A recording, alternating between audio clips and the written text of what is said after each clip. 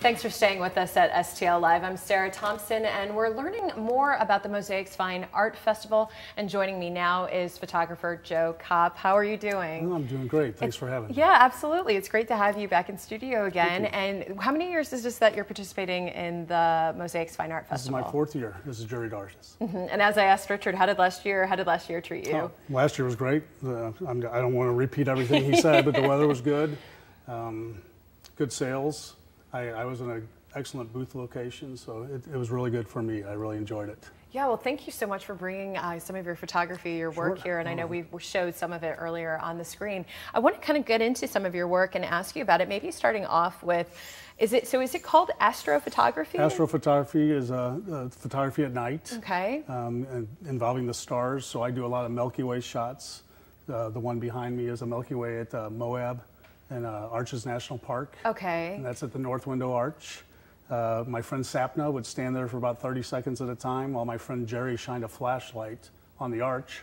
Otherwise the arch would be silhouetted. And then it's a 25-second exposure is what's best for my camera to get the stars. So that's the Milky Way that's in that shot. I mean, it's not every day that you're like, so I shot the Milky Way. I mean, what type of lens? I mean, again, for like layman's terms, what type of lens allows you to do that? Well, you need to have a good camera. You need to have a tripod because you're doing an extended exposure. And then a wide-angle lens is what most photographers will use. Wow. So my wide-angle lens is a 14mm lens, so it gets a lot in the shot. And then my f-stop's wide open, so I get in a lot of light. Yeah, no, it's beautiful. And I'm looking at this one here. It reminds me so much when people talk about going to Iceland and the Northern Lights. But this was not shot overseas. It was here in the States? I just took that on May 6th in Duluth, Minnesota. Wow. And that's the first time, I'm an old man, and that's the first time I ever saw the Aurora Borealis, and it's quite beautiful. And when you see it, it's a pleasure to see. So. And I mean, how does it compare when you're capturing it through your lens versus the actual... You try to do, obviously, as a photographer, to do, match it up, I guess, as best as possible. Well, the experience is wonderful. There was a couple next to me, and they kept saying, ooh, ah, ooh, ah. Well, since it was my first time, I didn't know if it was all that great. And I said, is this a good show? They're like, you're seeing a great show. So I was pretty excited about that. The neat thing about a camera versus you and I is this is about a 35-second exposure. So the camera's taking in more light than you and I see.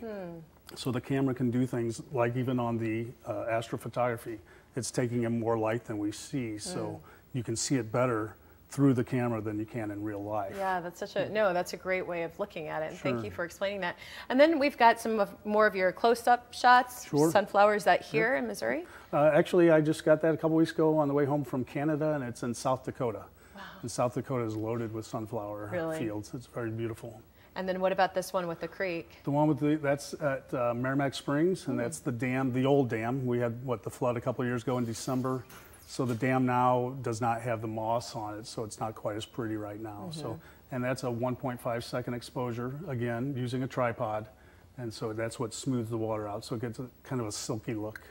Photography is something that, because everyday people have access to phones, whether on their camera, they have their own cameras, their subject matter, what they choose to shoot, it's really might be quite personal. How does that relate when you're selling your work? Is it that people who love nature, your work then speaks to them, or is it, I'm always curious with the relationship, because so many people will take pictures of what interests them, but when they're purchasing photography, what usually that connection is? Well, anything from color, does this match my couch? But most people just are drawn to the photo. So for instance, the one up here is a beach scene, and I say that's Naples, Florida, and it's like, ooh, I was in Naples, Florida. I didn't see that shot, and it's kind of, but I want that shot. Yeah. So they'll go for that. The star shots, most people look at those and say, I could never do that. I like it, so then they will purchase that. Before we wrap up, Richard in our previous segment was mentioning the Art for Youth, and I know that you really enjoy I do, yes. Tell me a bit more about your participation in it. Well, we have the ability to give that piece to the children, and we don't know which child's going to pick up our piece. And when they do pick up the piece, many times the parents will bring the child to our booth. So we're dealing with people, we're trying to sell things, and this little 3-year-old or 6-year-old comes up with your photograph and shows it to you, and it's like, it's very pleasurable. It gives me a lot of joy when I see that, and so it's fun, and then you talk to them about it, and hopefully in 20 years they'll come back and yeah. maybe get a bigger piece. Oh, it's such an interesting feature for the festival. It's really unique, and It you're a is. great way to get children into, you know, the purchasing of art and appreciation of art. Well, we've got the information there for you. You can go see Joe at the Mosaics Fine Art Festival.